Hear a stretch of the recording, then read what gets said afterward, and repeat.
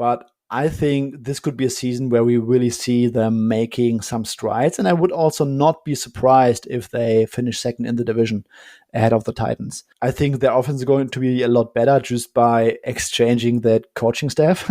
Also by adding some wide receivers. I think that offensive line has some holes and some weak links, but overall they are not terrible.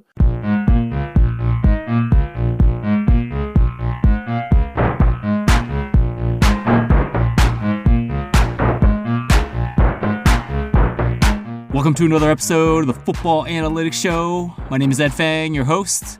And on this episode, I'm thrilled to have Fabian Sommer. He is a well-respected NFL bettor. On this episode, he explains why he only bets on the NFL. Then he describes how coaching changes will affect certain teams. I ask him about Las Vegas, Minnesota, and Miami. And finally, he gives us two season-long win totals that he likes. The Football Analytics Show is supported by listeners like you. More about that at the end of the podcast. The Football Analytics Show is also brought to you by the Power Ranks sports betting newsletter. This is a free service that strives to be three things. 1, valuable. 2, concise. 3, entertaining. If you sign up, I'll send you my top 5 sports betting podcast episodes, an education through your ears. To check it out, go to thepowerrank.com. That is my site for better football betting through predictive analytics. Once again, that's thepowerrank.com.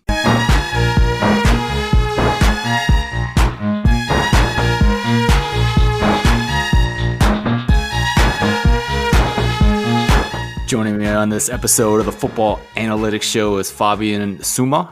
He is an NFL bettor. Fabian, welcome to the show. Ed, thank you very much for having me again. I cannot wait to talk some football with you. It's always a pleasure. Oh, thanks so much. Yeah, I'm really looking forward to picking your brain as well. Fabian, first question. We all like sports, and there's so many sports that you can bet on.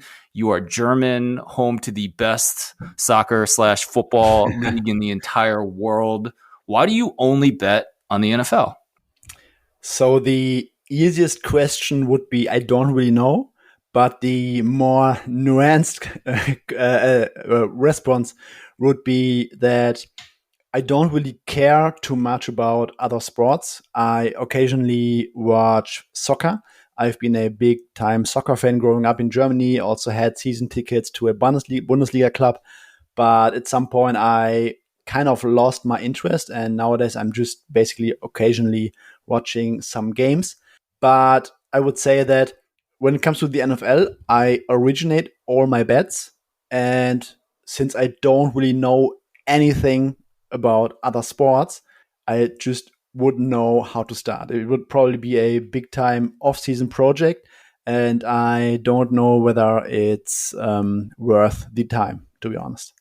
That's interesting. Yeah, because you were on with Drew and Andy on that podcast, and it was interesting because you talked a little bit about how when you first started with the NFL, you were looking at some rushing stuff, right? Which, so it's always hard to get started at first in a new sport, right? Exactly. And I mean, soccer would probably be the second sport after football or /NFL. And I mean, soccer, one of the most efficient markets in the betting space, at least for the top 5 leagues, I would say. So I guess if I wanted to dig into soccer, I would probably have to start at like some minor leagues or something. Yeah, for sure. Certainly more value there. One of the reasons I wanted to ask you that, Fabian, is because I often talk with friends in the betting space, and we often chat about how we're doing too many sports.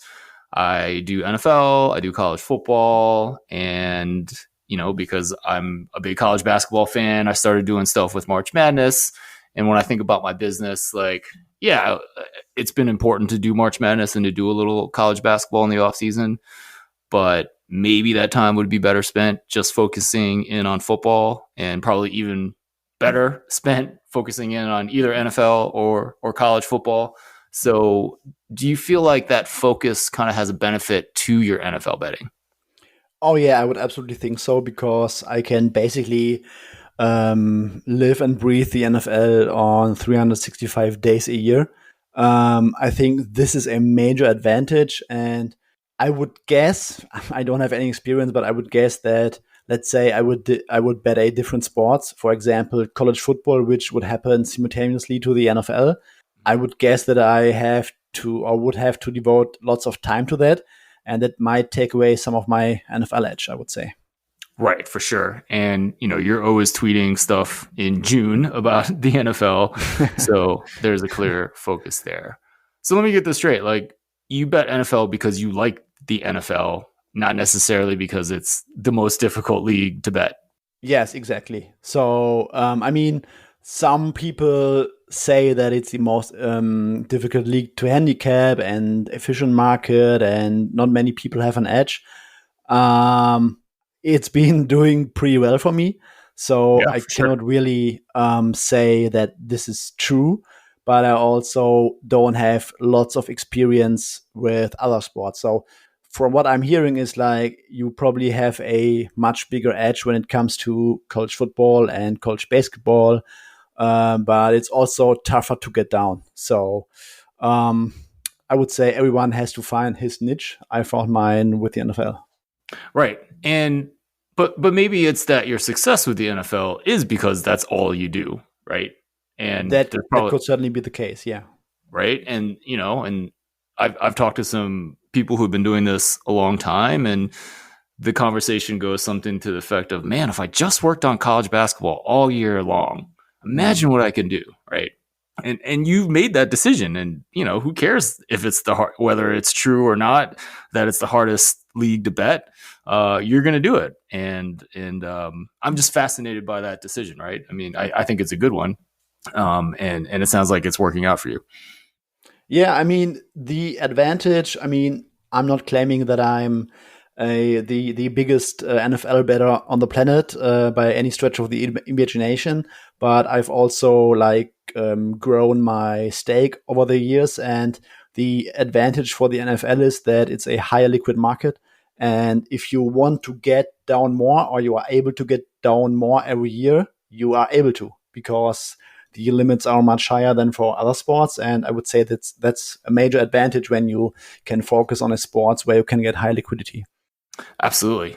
So that suggests to me that you have no problem betting NFL even Sunday mornings, a couple hours before kickoff. Like that's the confidence that you feel in your betting.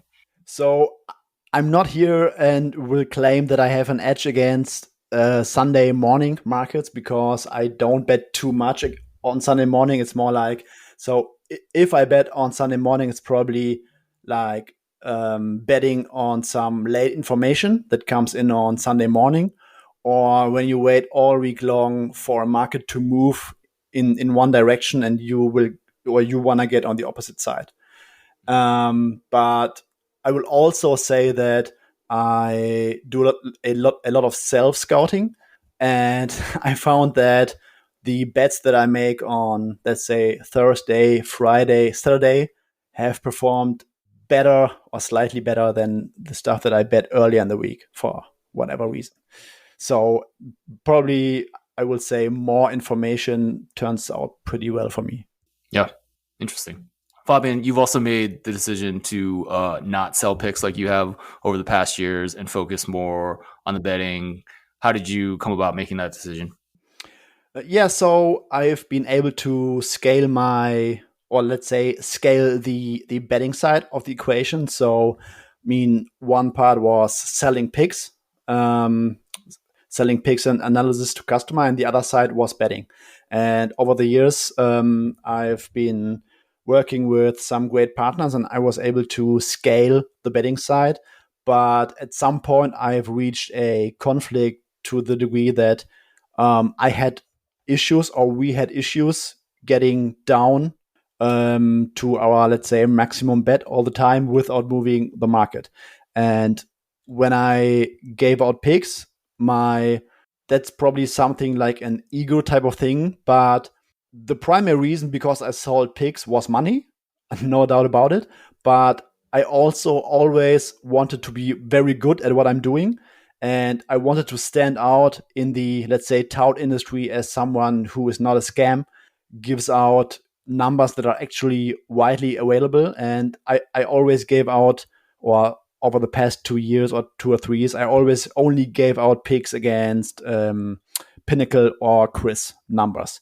So when we bet our stuff before my release, we had to get down quietly because otherwise I would move the market, and then I either had to give out a worse number than what I actually bet to my customers, which would be morally pretty bad for me, or you would reach a point where you move it so much that you cannot give out anything anymore. So sometimes it's the situation where, let's say, on a Tuesday morning, you bet some stuff and 10 minutes later you want to release it. But during those 10 minutes, some other group comes in and bets the same bet as you do. And that will move the market. And then I would have issues getting this out to my customers. So basically, we have reached a point where the releasing of picks became a conflict towards the betting side. And the guys I work with basically made me a good offer to stop selling picks. And now I'm not doing that anymore. Was that always your plan? If I asked you 5 years ago, where you saw yourself, was it always the plan to get away from picks, or it just this is the opportunity that came up? Yes, that was always my goal. To be honest, to be completely transparent, when I started this, I was undercapitalized to strictly bet professionally to make enough money, and you also always have to deal with the variance when you only bet one sport. So let's say I would not have sold picks and was purely trying to bet. And then when you have a season where, let's say, you only, quote unquote, only win like 4 to 5 units, it might not be enough to make a living. But I think balancing that out with selling picks really was good for me in the early years. But now I've reached a point where financially I don't need to sell picks anymore. And that was always my goal, because I like the work, to be honest. I like to talk to customers and doing write-ups and stuff like that. But strictly working on the betting side is also a lot of fun. And there are nowadays less tasks on a weekly basis that you have to deal with. Absolutely. Well, Fabian, you honestly have no reason to come on this podcast because you have no, there's nothing to sell. In fact, you could probably maybe lose a little bit of an edge talking about your stuff now that you're just betting full time. So I doubly appreciate your time. Yeah, I mean, I always like talking football, and I like to be in the content space. So I could not bet an NFL season without going on podcasts and shows, because I just I absolutely love talking about football, and I probably could not have any week during the season without expressing my thoughts on any public forum, to be honest. Perfect. Well, I'm happy that you have made that decision. Fabian, we're about a couple of weeks from the start of the NFL season. Give us a sense for how you prepare for the upcoming season. I'm sure this started in February, but give us a sense for what you do, what kind of metrics you look at, what kind of content you trust, so on and so forth. Yeah, so basically, to summarize it, it's trying to gain as much knowledge qualitatively and quantitatively as I can to get prepared the best that I can for the upcoming season. Whatever it takes, reading articles from Pro Football Focus, from The Athletic, listening to various podcasts like Athletic Football Show, PFF Forecast, PFF Daily, PFF NFL Show, The Simple Handicap from Adam Chernoff, The Ringer NFL Show. There's also a very good German podcast called Downset Talk. All that stuff. I like to also do a lot of data crunching, like mostly I use the NFL Fast R package and basically compute my own data with our studio. I use a lot of Pro Football Focus, Football Outsiders. I've used Sports Info Solution in the past. And when I really dig into the preparation, I study each team's depth chart, make a lot of notes, look at what happened last season for the team, why did it happen last season, what were some outlier performances, what was their injury situation, what was their coaching situation, did they attack strength and weaknesses during the off season, what improvements did they make, and what declines can I expect. So I basically want to get the best possible grasp of any of the 32 teams that I can get. That's excellent. It sounds. Do you feel like a lot more of the information now is in podcast format? I feel like I get a lot of information from podcasts as well, and that's probably significantly different than 5-10 years ago. Yeah, absolutely. So I'm still reading a lot every day, but I think that the podcast space has grown so much. It really has skyrocketed over the past couple of years. So I would say that in 2017, I would not find myself listening to like 10, 12 podcasts every week during the season. But nowadays, you have such a great arsenal of podcasts that you almost have to choose what time you are going to devote to listening to podcasts. At this point in the NFL preseason, do you have any kind of like quantitative like NFL preseason rankings, or are you more looking on the player level to come up with your numbers?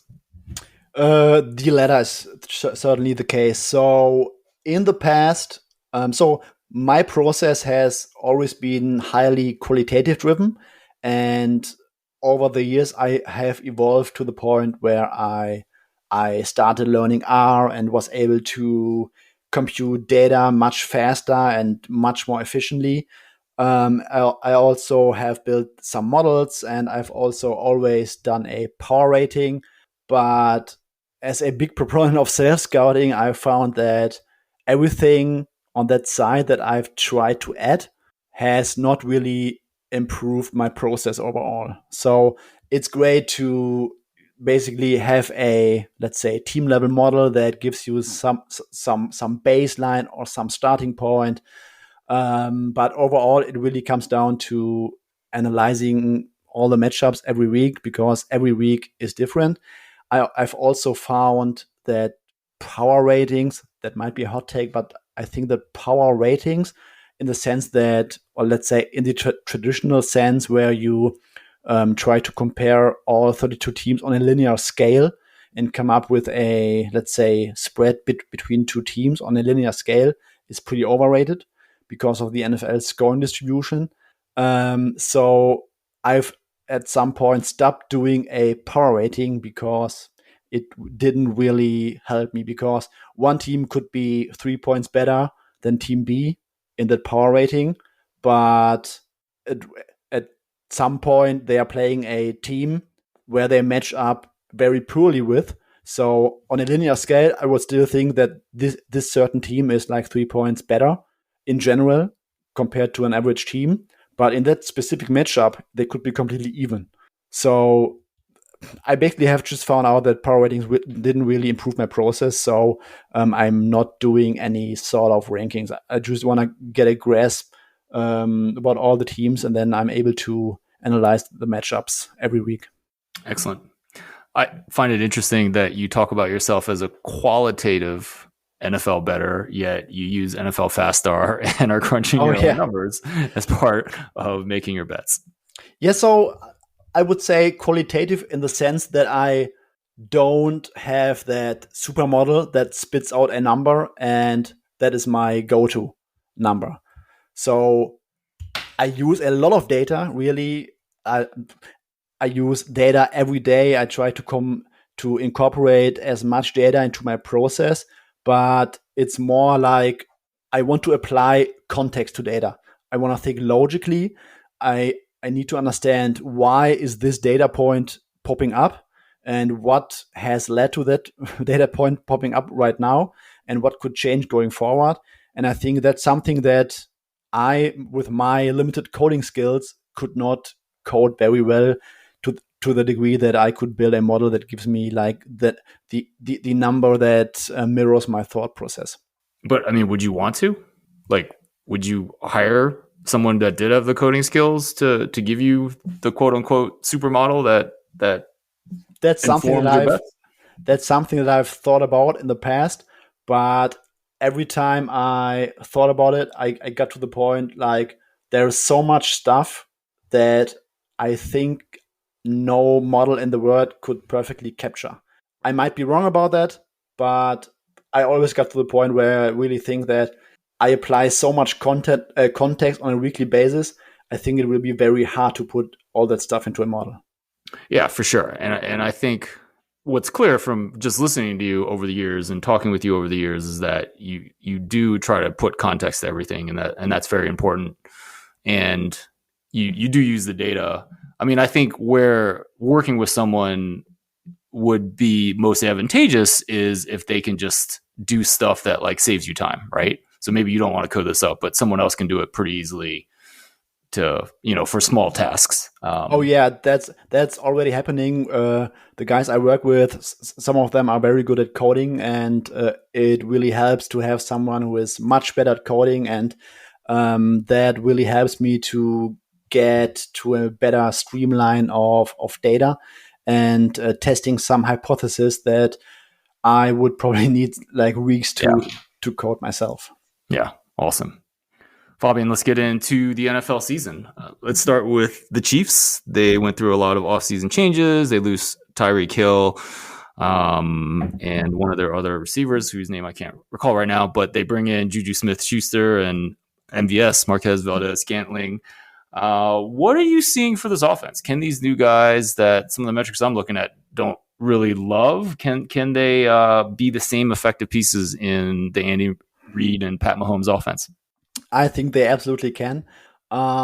What's very fascinating about the Chiefs when you look at their past season is that everyone in the media knew at some point that the Chiefs would struggle or would have issues against all those cover two looks, because defenses started taking away the deep shots and defenses stopped blitzing Patrick Mahomes, because Patrick Mahomes up until 2020, he absolutely killed the blitz. He was one of the best quarterbacks against blitz. You basically could not blitz Patrick Mahomes. Defenses just stopped doing that, and defenses really tried to play very conservative in coverage to not allow all those explosive plays happen. And on top of that, the Chiefs had the 9th most turnovers on offense. They just had 2 fewer turnovers than the New York Jets. And Ed, despite all of that I've just mentioned, the Chiefs finished the season first in EPA per play and first in success rate. So they basically, on the fly during the season, found a solution. Over the second half of the season, their average depth of target was the lowest in the entire league, but their yards after the catch number was second in the league. So they basically found a great solution to take all those cover two looks, and over the second half of the season, they were also the number one passing offense by EPA per dropback. So yes, losing Tyreek Hill will be a loss, no doubt about it. But I think there's such a high prior that we have to have for Andy Reid and Patrick Mahomes that I absolutely think that Juju Smith-Schuster, Marquez Valdez-Scantling, and Sky Moore can pick it up and be at least efficient enough to compensate the loss of Tyreek Hill. I also think that we will see some kind of a different offense. Last season, they were not very good at running the football, even though they had a great offensive line. I think we will see more power running from them. I think we will see a fullback on the field a little bit more. I think we will see some more traditional play action to basically force those defenses to come out of those 2 high shells. If they don't, they will just pound the ball up the gut. And if defenses try to stop the run, they will try to bomb them over the top. So I think that they will be fine. I'm also very high on Juju Smith-Schuster. What's so fascinating about Juju is, like in 2018, we thought he would be the next great thing.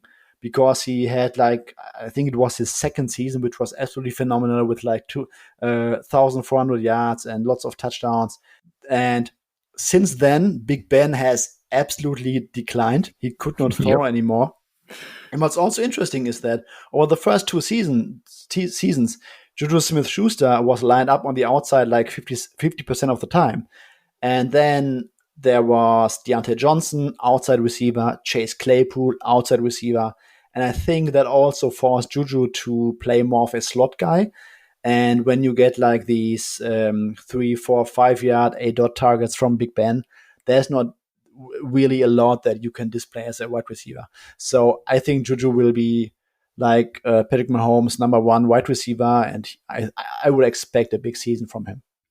So, yeah, you mentioned that he's been playing more in the slot over the last 2 years as Ben Roethlisberger has essentially become a statue at the quarterback position. Is he going to play in the slot for the Chiefs, or do you expect him to be outside?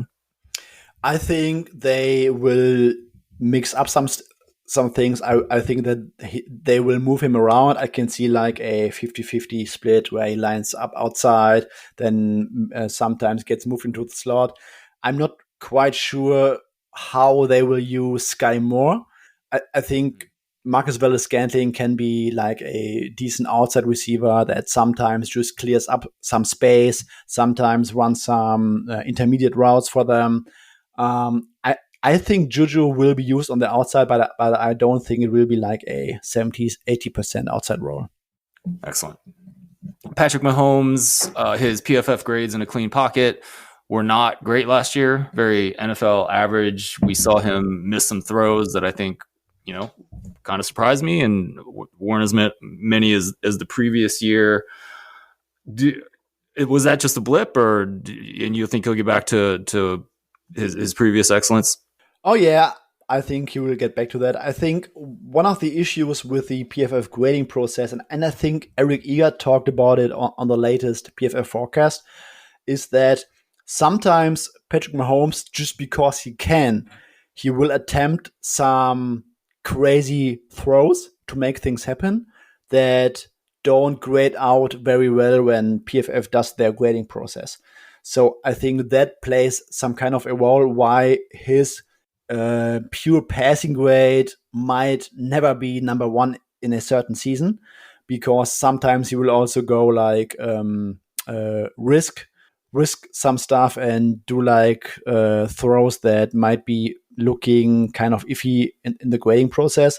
But I think when we just look at his straight efficiency, that speaks the best language, I would say. Yeah, that sounds good. I mean, I expect him to bounce back, and I think he's going to be great, and I agree with all that. Fabian, I want to ask you about some teams that have brought in new coaches and potentially new offensive schemes. Basically, because I know you study this stuff, and I want to ask you how we can expect these offenses to potentially change for the better or for the worse in the 2022 season. So let's start with Las Vegas and Josh McDaniels. What do you see with that offense? Yeah, so Josh McDaniels has basically run that classic Aaron Perkins offense where you put an emphasis on combination of routes in certain packages. The terminology is very simple. You can use a one-word command to get a play in the huddle to your guys. I think when it comes to the Raiders, first of all, I will say that I like what their offense could potentially be this year. Josh McDaniels always has that historic Broncos tenure upon him, where people point to. But when we just look at the past 2 years, Tom Brady at some point during their Super Bowl season before their bye week just implemented Josh McDaniels' plays from the Patriots playbook because the Bruce Arians offense was too difficult to execute. And then after their bye week, all of a sudden they were running the old Patriots plays with Rob Gronkowski. So that is probably the first testament to Josh McDaniels. And then last season, Mac Jones with basically one of the worst wide receiving corps in the entire league, had like one of the best statistical seasons for a rookie over the past decade.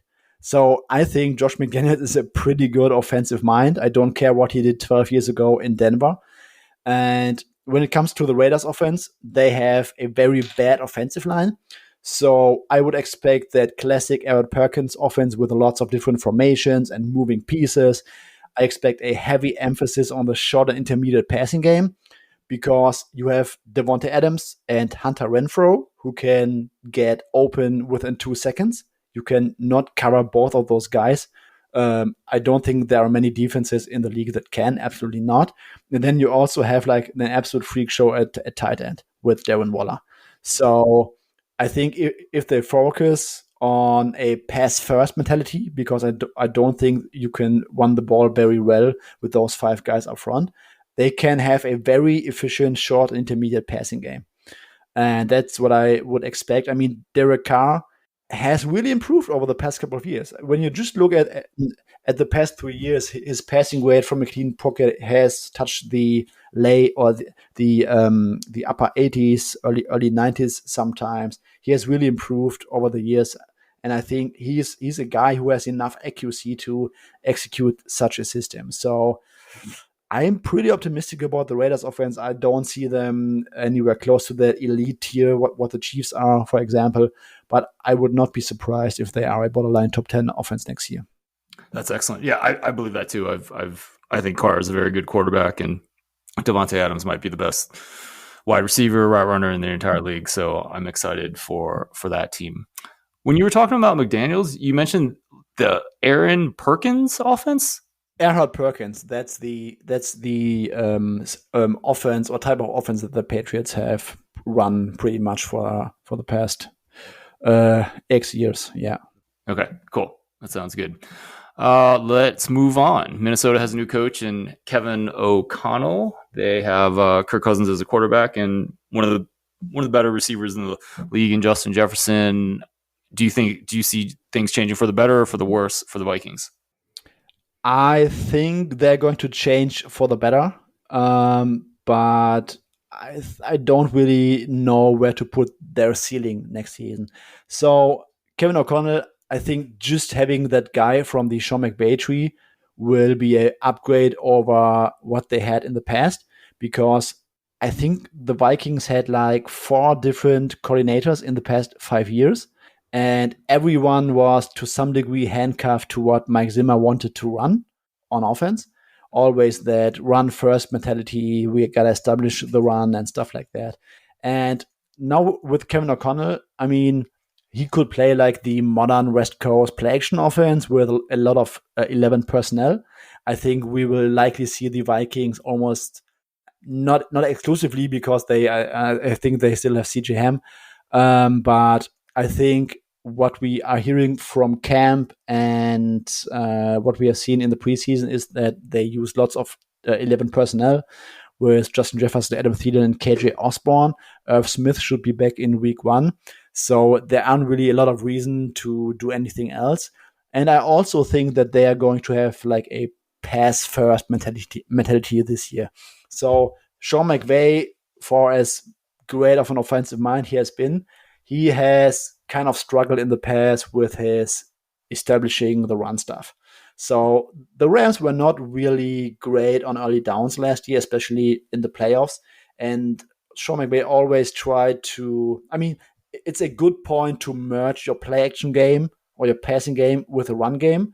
But at some point you gotta accept that, hey man, it's not working. And I think with Kevin O'Connell, what we're also hearing from practice is that Dalvin Cook is lining up as a wide receiver a lot more than in recent years. So I think that they are really saying, hey, we have Justin Jefferson. We have Kirk Cousins, who is a pretty accurate quarterback when things are going well. Why should we try to establish the one with a offensive line that has not been very well at doing this in the past? So I would expect probably a merge of the West Coast play action offense with what McVay did last year, going more to a spread kind of offense, maybe some empty looks, and just let Kirk Cousins identify the defense and spread the ball around. And I really think that we will see more passing or more of a pass first mentality from the Vikings. Excellent. Yeah, that's certainly going to help them be more efficient. Is there any NFL team that should establish the run? I mean, we know that running is not as efficient.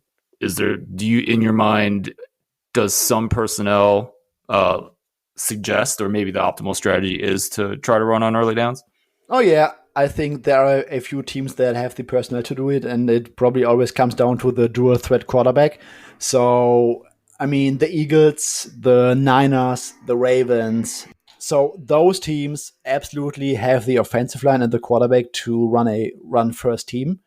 I mean, when you go through data of like the last 10 years and you filter out all the rushing offenses with a dual threat quarterback, you will see that there are not a lot of teams that are able to generate a positive EPA per play just by using their running backs as the only runner. So when you can combine, or when you can incorporate your quarterback into the run game and play 11 on 11, you absolutely have to run the ball a lot more than other teams. So I would not be surprised if the Eagles, Niners, and Ravens really have or are among the highest early down rushing rates. With the Eagles, I mean, they have shown a tendency to be matchup proof. So when they face a good run defense, even though they might be able to run, they will probably throw the ball a little bit more this year. Right. And how do you think that offense is going to do in the second full year with Hurts as a starter? I think they will be fine. I'm not that high on Jalen Hurts, but it's such a great surrounding staff and supporting cast. I mean, they arguably have the best offensive line in football, arguably a top 5 skill position group. If Jalen Hurts is still very limited, I think we will rather see it late in the season or in the playoffs and not early in the season. I think that team has such a high floor that they should be fine in the regular season.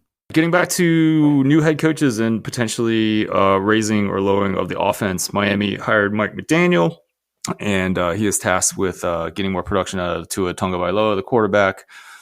They do add Tyreek Hill at wide receiver. How do you see it going for the Dolphins? I really think that we will see much of the San Francisco 49ers offense from Kyle Shanahan. I don't think there are a lot of arguments to be made that they should run something different. Basically, that West Coast heavy bootleg play action kind of offense. And what's so interesting to me is, I mean, everyone talks about the uncertainty with Tua Tagovailoa. I think there is a scenario in which Tua was just handicapped by a terrible organization, terrible coaching staff, brutal offensive line, and also his injuries in the past. I mean, on top of his frightening injury that he got in college, he also, I think it was his hip, right? So on top of that, he also had like injuries that kept him out of the game for like 4 or 5 games every season. And if you sum all that stuff up, I think he was really put into a really, really tough situation to succeed. And I think it's possible, even though that offense has a wide range of outcomes, I think it's possible that we see like that highly touted quarterback from college that is executing a well-designed offense with some really great playmakers. And what I also find interesting about the Dolphins is that they have the playmakers to attack that too high shell coverage that defenses are emerging towards across the league. So throw the ball short, generate lots of yards after the catch, and how better could you do it other than with Tyreek Hill and Jalen Waddle? So I think that offense has all the ingredients to be pretty good, pretty solid, but it all comes down whether Tua Tagovailoa is really that guy that was so great in college and not that guy we saw over the past couple of years. So if you feel like all the pieces are in place, and if he does struggle over the first half of the season, then maybe it's perhaps time to move on to the next option at quarterback for the Dolphins. Oh yes, absolutely. I think then it's probably Teddy Bridgewater time. Fabian, is there a NFL win total that you'd be willing to share with us that you like? Yes. So I've not been big into futures this year. I just checked Circa this morning. I will just open it while I'm talking to you right now. But what I like quite a bit is Dallas Cowboys under 10. I liked it quite a bit. I don't think the Cowboys will be bad, but I think their defense will show some sort of regression. Their offensive line is like one injury away from being average or below average. And especially with now Terrence Steele at right tackle and Tyron Smith at left tackle, I think Tyron Smith has not played a full season in like, I don't know, 8 years or something.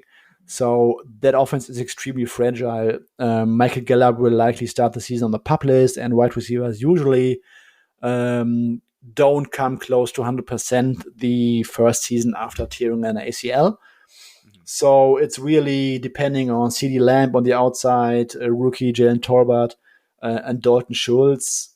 And I'm also not really sold out on that coaching staff with Mike McCarthy. Um, I just think they will have a very rough season, and I just cannot see, or it's all a discussion about probability, but I don't think the probability is high enough for the Cowboys to win 11 or more games this year. Yeah, that sounds good. I mean, would your opinion of the offense change if Amari Cooper were still there? Oh, yes, absolutely. I think if you have Amari Cooper week one with like a promising rookie Jalen Torbert over the middle, and then you also have the option of Michael Gallup coming back at some point where he doesn't have to be that number one outside guy because CeeDee Lamb is absolutely cooking in the slot. So you basically have to have a good Michael Gallup on the outside who can draw some coverage away. And if you had Amari Cooper and CeeDee Lamb, and then Michael Gallup at like 80%, just being the wide receiver 3 or 4, I think it would completely alter the offense. Yeah, that's interesting. I mean, Mari Cooper's yards per route run numbers were down a little bit last year, and I think maybe down over the last couple of seasons. But you still believe in him, and he'll be a good asset. A good asset in the Browns offense. Oh yeah, I think last year he also dealt with COVID, which was pretty drastic for him. I think there were like 2 games that he missed, and then the next 2 games he was not his former self. He had some breathing problems, could not play all the snaps, and I think it was really limited. So there were probably like 4 or 5 games of Amari Cooper where he was not at 100%, not even close. So I was just looking at you mentioned a little bit about their defense. The defense was actually surprisingly good for me last year. When I look at adjusted success rate on passing plays, they were third in the NFL. Not really what I expected going into the season. Why do you see a decrease in the performance there? So first of all, you are losing Randy Gregory, and last season, even though DeMarcus Lawrence and Gregory missed some games, but the Cowboys really had a very strong pass rush of at least 2 guys and sometimes even 3 guys. So there was like Randy Gregory on the one side, DeMarcus Lawrence on the other, and then you had Micah Parsons, who you could do everything with. And Micah Parsons had like a top 3 PFF pass rushing grade when lined up at edge, and I think overall they had like 3 guys ranking in the top 10 in terms of pass rushing grade. So they really had a very, very strong pass rush. And then you had Trevin Diggs, who is really boomer bust, catching like, I think, 11 interceptions. And right. this year, yes, absolutely. So now this year, I would probably expect Micah Parsons to play more at the edges because you lost Randy Gregory. They don't have a good interior defensive line. And now you take away Micah Parsons from the linebacking corps, from the off-ball linebacking group. I don't think their secondary is as strong. I don't think Trevin Diggs will catch 11 interceptions again. And now you have a recipe where, first of all, they had like, I don't know, I think they led the league by a mile in terms of EPA generated from turnovers. And they also were not really great in terms of consistency on a down-to-down basis. So you were able to run on them, you were able to move the ball on them, but at some point they were very good in these high leverage situations, and they also completely feasted on bad offenses with bad offensive lines. So I just can't see this kind of defense to be reproduced in 2022. When you look at defense, well, at least for the Cowboys, you kind of started with their pass rush. But how do you, I mean, we know kind of defending the passes, or at least when you're looking at pass defense, how do you balance, contributions from the pass rush and then the coverage guys? Yeah, so defensive performance is very hard to predict because it is very volatile and stuff like that. So pass rush is in general a lot easier to predict because pass rushers always gotta do one thing, and the data on pass rushers is because of that a lot more stable than coverage guys. Yeah, and coverage is a lot more volatile. I think you also can have too many weak links because let's say Jalen Ramsey is locking up the opposing number one wide receiver, but if the pass rush doesn't get home and all of a sudden your number 2 and 3 wide receiver can win their one-on-ones against the other guys, how much does having Jalen Ramsey really matter? So I think when it comes to defense, it's trying to understand the sum of all parts, but also not forcing the issue with trying to predict defensive performance too much. Yeah, for sure. It is definitely volatile. Fabian, give us a surprising team for the 2022 NFL season. Maybe a team that's overrated, underrated, just in general intriguing to you. I'm thinking about a team that gets not publicly talked a lot about, but I always arrive at some teams that which are all over the NFL media space. I think the Jaguars could surprise us a little bit. I think their win total right now is 6.5. I would also tend to lean over there. I don't think the Jaguars will be in the wildcard round in a very tough AFC, but I think this could be a season where we really see them making some strides. And I would also not be surprised if they finish second in the division ahead of the Titans. I think their offense is going to be a lot better just by exchanging that coaching staff. Also by adding some wide receivers. I think that offensive line has some holes and some weak links, but overall they are not terrible.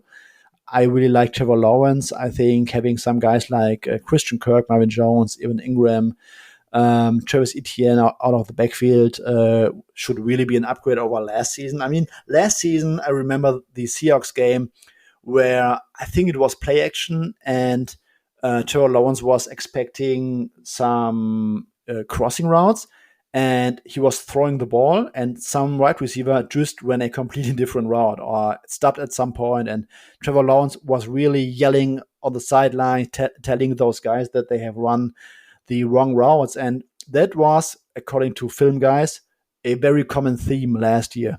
And I think if you can just fix those basic stuff where receivers are just going to run more routes precisely and not doing some wrong stuff, it should really help the team. And what I also find interesting is that we had all this talk about Trevor Walker and is he going to be a good pass rusher? He's so raw and stuff like that. And in general, I would say that preseason performances or what we see in the preseason for 95% plus of the time does not matter when it comes to betting the regular season. It's a lot more noise than signal. It's much more fantasy relevant than it is relevant for betting. But there are some things and some wrinkles where you can draw some conclusions from. And one, to me, this preseason has been that the pass rush of the Jacksonville Jaguars could be, I will not say really special, but could be much, much better than we assume at this point. Trevor Walker looks solid. They got Arden Key, and Arden Key really had his breakout season last year for the 49ers on that great line from Kevin Kochorek, where they are really just wrecking havoc and running some stunts and stuff like that. And Alden Key was really a force from the inside. And during the preseason, the Jaguars really had some pass rushing packages where Trevin Walker was lined up on the outside, opposite of Josh Allen, and then you have like Arden Key coming from the inside. And the Pittsburgh Steelers offensive line, they had no business of blocking those guys. They really had no shot. And Right. I really think that if Trevin Walker is that guy who is probably better in terms of pass rushing than what we thought going to the draft, and you have like these pass rushing package. I mean, they also drafted Devin Lloyd in the second round, and Devin Lloyd was touted as a guy who can rush the passer, who you can deploy on blitzes a lot. And I'm just visually thinking about a pass rushing package that has like Devin Lloyd on an overloaded side, blitzing, and then you have like Trevin Walker and Adam Key that you can interchangeably use inside and out. And I really think that the defensive line could really wreak some havoc. The secondary also got some talent upgrades. So I can really envision a scenario in which that offense makes a big jump and that defense is not terrible and their pass rush can feast on some bad offensive lines. And that way you could probably, I don't know, win like 8 games. Mm-hmm. So on the offense, Doug Pederson's coming in. You feel like he has enough of a track record to think that the Jags offense is going to be a lot better than the mess that was the Urban Meyer led offense last year. Yes, absolutely. I mean, Doug Pederson, in hindsight, we know that he had to deal with Carson Wentz for 4 years. I think during his Philly tenure, there were certain situations where he got publicly questioned because that offense looked very stale. But I think now in hindsight, we know that it was a guy who took Nick Foles to a Super Bowl win over Tom Brady and had to deal with Carson Wentz, who really lived off that crazy third down variant season in 2017. So my prior on Doug Pederson, it's maybe not the highest, but it's at least a lot higher than what Urban Meyer was last season. And bringing in Christian Kirk and Zay Jones is a good enough upgrade at receiver for you to think that there's potential there to get better? I think the bar was so low that overpaying Christian Kirk and getting Evan Ingram in, who didn't have a great career so far, has to be viewed as a, let's say, small monumental change. I mean, I really like Marvin Jones on the outside, great contested catch guy, does some really great stuff at the sideline where you can just chuck the ball up. Christian Kirk out of the slot, Travis Etienne, who is more of a catcher than James Robinson was last year up until his Achilles injury. I mentioned Evan Ingram. Zay Jones is not great, but has been gotten better over his career, and he only has to be like the wide receiver 3-4 guy. So yeah, I think that offense should at least be a lot better. And even if it's going from like 31st, 30th to, I don't know, 18th, 17th, that would still be a major jump, I would say. Yeah, you said you see them potentially finishing second. I presume you don't have Houston first. So which of the other two teams in that division do you see on the top? Yeah, I think the Colts will be pretty good, at least in the regular season. I think Matt Ryan is a big upgrade from Carson Wentz. I think their defense should be a little bit better. And I'm not sure what to think about the Titans, to be honest. I mean, last season, the Titans had such a wild roller coaster season where they beat all the great teams, lost against the Jets on the road in overtime, lost against Houston as, I think, -10 road favorites. It was just a weird season, and now the Titans have a bad offensive line, probably the worst offensive line in about 5 years. Robert Woods coming off an ACL. Then you have 2 rookies playing wide receiver or playing within the first 4 wide receiver depth chart with Kyle Phillips and Traylon Burks. And Traylon Burks has had some issues in practice camp from what I'm hearing. I think that the Titans will not be as good as last year from a record perspective. So even if they are the same team in terms of efficiency, which was not great, which was probably below average last year, they should, I think, play up to that in the win department. Right. Yeah. I mean, I think the Titans did very well in the win department last year. I think, if I remember correctly, my metrics had them way closer to NFL average than a team that should earn a bye in the playoffs. And I mean, you should inevitably see some regression there, right? Yeah, absolutely. All right, Fabian, I'd like to end with some potentially non-sports questions. Give me one thing on your bucket list. One thing on my bucket list, so let's say there are two. So one would be traveling through Asia and eating as much street food as I possibly can, because I really like the Asian kitchen. I eat a lot of Asian over here, so I would probably absolutely love the Asian food over in Asia. And the next thing on my bucket list, I hope I can realize it next year, is visiting the Circa Sportsbook in Las Vegas. I mean, all the friends that I have on the internet have been there and give me raving reviews, and I have not been able to make it to Circa. So that would probably be on my short-term, mid-term bucket list.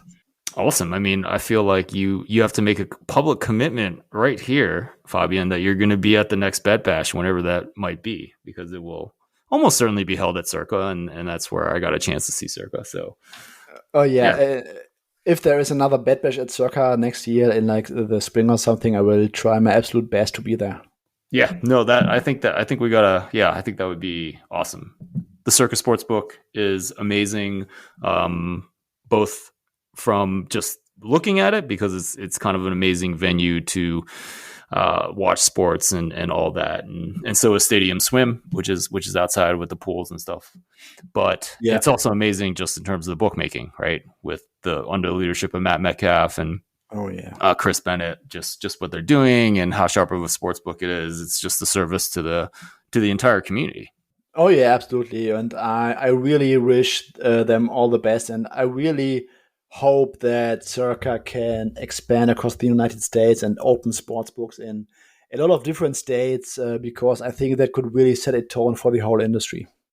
Yeah, hopefully we will continue to get sharp sports books that do not want to limit bettors. Yes, I do think Circa is planning on being in Michigan soon, hopefully, because I heard that. Derek Stevens, the owner of Circa, is from Michigan. So when you go there, there's like a Zingerman's there, which is a very Ann Arbor thing. Okay, cool. I don't know what that is. Zingerman's is a famous sandwich shop. So if you come visit Ann Arbor, I'll take you to Zingerman's. They do some pretty nice sandwiches. They're a little bit overpriced, but it's become one of those things that you do if you ever visit Ann Arbor. You know, get Zingerman's, go to a game at the Big House. It's just part of what you do. I actually saw Alex Rodriguez, the baseball player for the Yankees, there once. You have to send me a link after this. For sure. I'll send you a link. This is. But also, yeah, I love the Asian street food idea. I've had it because I've been to Asia. I was actually born there, but I went back, and street food in Shanghai is pretty awesome. So, oh man, yeah, exactly that. Yeah. You know, and it's like, I mean, I know I've seen some of these YouTube videos about like, you know, the street food that has like a Michelin star, crazy stuff like that. I can't remember where that was from, but it was just like a street dish, and it had a Michelin star, which really shouldn't happen, right? Yeah, absolutely. But it does, because like you have this one person who's been perfecting a single dish for 30, 50 years of his or her life. I mean, that's going to taste pretty good. Man, that must be great. Absolutely. I'm very hungry now, to be honest. That sounds good. I don't know. You're going to be able to eat something. It's late in Germany. So yeah, it's 10:40 in the evening. Yeah. Fabian Sommer, thank you so much for your time. Please let everyone who's listening know where they can find you on the internet and all of your insights. Yes, so you can best find me on Twitter at Suma810. It's SUUMA 810. There you can also find all the content that I'm going to produce or participating in the upcoming season. There will be quite a lot, I would say. We also have the Matchbook show returning on Thursdays. I think it's 8:30 in the evening my time, so it must be 2:30 Eastern Standard Time. Which is the NFL show with Sully, with Rob Pizzola and Drew Dinsick, where we will talk a few great matchups in the NFL every week and maybe give some picks if there's value. So absolutely tune that in. And yeah, the best way is on Twitter. Awesome. Yeah, Matchbook is awesome because they will like actually just clip out like games that you guys like, and so you can just kind of go over to the site, click on it, and I can see which game you like and why you like it. Yeah. Which is pretty cool. So Fabian, thanks again for your time. Ed, thanks for having me.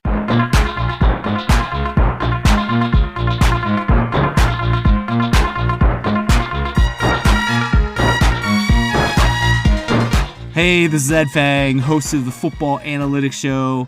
I really hope you enjoyed that conversation with Fabian Sommer. I was really excited to pick his brain on some teams that I don't necessarily know about. I don't dig into the coaching and schemes as much as other people, and it was really nice to get his perspective.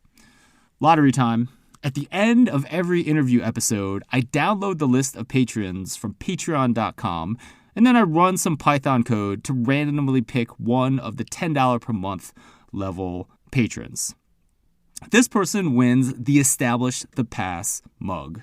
At the $5 per month level, you get my sincere thanks, and you also get a patron-only episode.